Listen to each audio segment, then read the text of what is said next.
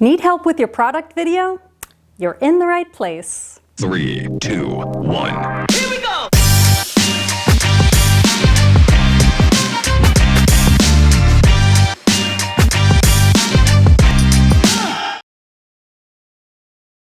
Hi, and welcome to DIY Film with Merle Becker, the channel where I help you make better videos. As always, stick around to the end of the video where I will offer a filmmaking tip, which I deliver with love.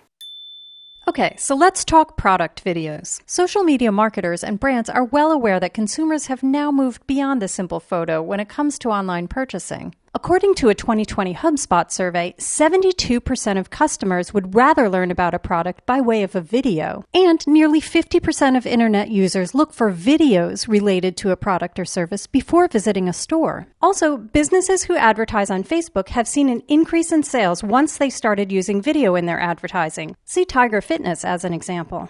So if you have a business or brand and you're not using video in your social media marketing, you're missing out, which is why I created this list of 4 things to give you ideas on how to make your product shots look more professional and polished. First, what are your objectives when it comes to product videography? Well, you want to present your product in the best light possible. Show any details that don't show up in still photos. Create a video that looks professional, even if you're a small brand. And lastly, not break the bank or have the process take forever.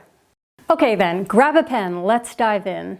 So first, you want to consider what's behind and under your product, your background and base.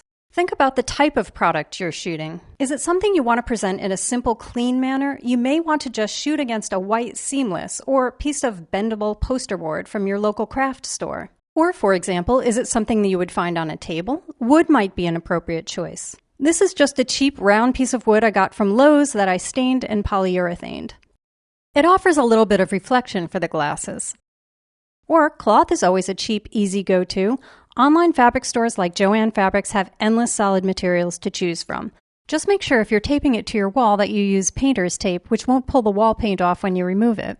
Interesting textures and colors that relate to your brand or product are always good. And if you need help propping up your product, pick up some Blue Stick adhesive putty, which you can get at Home Depot or Amazon. So look around your house to see what you already have. And for inspiration, look at existing product videos, then run to your local home improvement or craft store and pick up something similar. So now that you've got your background and base, think about what little props you can use in your shot to make it more interesting. Your props shouldn't distract from your product image, though. They should just add a little interest. Things like flower petals, leaves, rocks, anything that somehow relates to your product. These decorative filler stones were $10 at Target, and I just snagged the mirror in the background from my bathroom to add a little silver in the distance. So now that you've assembled your backdrop and base and some supporting props, let's talk about lighting, which is super important. A majority of professional product videos are lit by diffused artificial light. Using diffusion with your product photography is important because it makes any imperfections in your product less noticeable. Diffusion is simply anything like an umbrella or softbox which spreads the light out a bit. If you're just starting out though and you don't have a light kit, one of the easiest ways to get some nice overhead lighting is to get close to a window during the brightest part of the day and hang a sheer white curtain in front of it for some diffusion. Then place some white foam board on the opposite side of the product to reflect some of that light back onto the other side. However, if you're going to be shooting products often, and you don't want to be a slave to clouds or changing weather, I recommend getting a reasonably priced video light kit and blacking out your windows. If you need a little guidance when picking one out, check out my 3-point lighting video. I'll put a link in the description. Bright white light isn't always the answer, though. Maybe your product calls for something dark and dramatic. And RGB accent lights can add some interest as well. I use a LumiCube Pro a lot, which allows you to dial in any color. You can also attach these LumiCubes to the hot shoe on your camera for on-the-go lighting. In this setup, I'm using the LumiCube to give the end of the leather pouch a hint of red.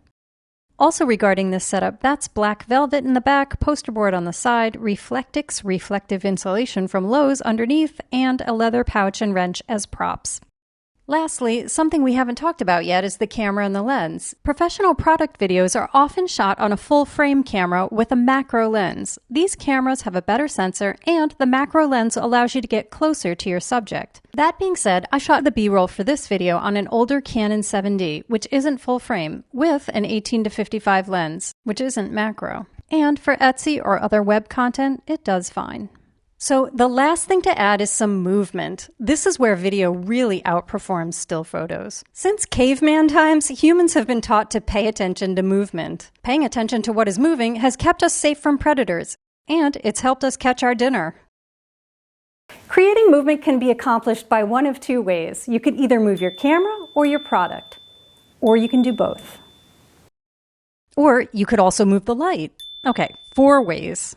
Let's start with camera movement. For those of you with a video tripod, a simple pan left or right or up or down shows product detail and it adds movement. Or you can invest in something like a slider and slowly push your camera towards your product. This motorized slider is a little over $300 and is available at B&H Photo. Don't try and do any of this handheld though. It always ends up looking sloppy. Use a tripod or slider. Now let's talk about moving your product. If you don't have anything like a slider, you can always get creative by moving your product bit by bit and doing a little animation in the edit. Or, one of my favorite things is this $30 turntable from Amazon. Using the turntable with some colored lights makes for some interesting, or dramatic if you choose, shots. In this shot, I used a black velvet cloth as a background that I taped to my wall, and I held a blue light above the object as it was spinning. Another idea is to put something on the turntable in the foreground and have it reveal your product in the background. Alright, the following are some setup ideas using some of the techniques and tips I mentioned in this video. I'll also list my camera settings and setup on screen.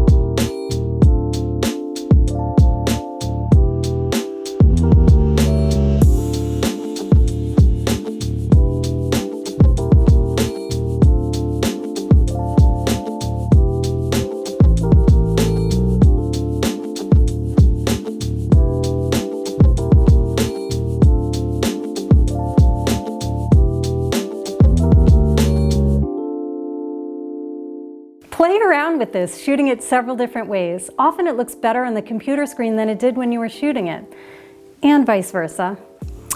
All right, let's do the tip.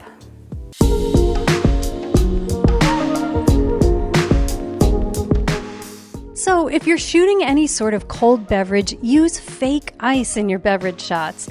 Plastic ice is cheap and it looks cleaner and more uniform, and it won't melt while you're shooting. You can get a bag of 100 pieces on Amazon for under $20. Professionals have been using it for years, and with fake ice being so cheap and readily available, there's no reason you shouldn't too. Okay, hopefully some of these ideas will help you level up your Etsy game. If you do try some of them out, put a link in the comments so we can check out your handiwork. And I'll put a link in the description for some of the items I used in this video, including the slider, the turntable, and the blue light. And as always, if you found any of this helpful, please give the video a thumbs up, subscribe down below so you know when the next one is out, and I will catch you next time.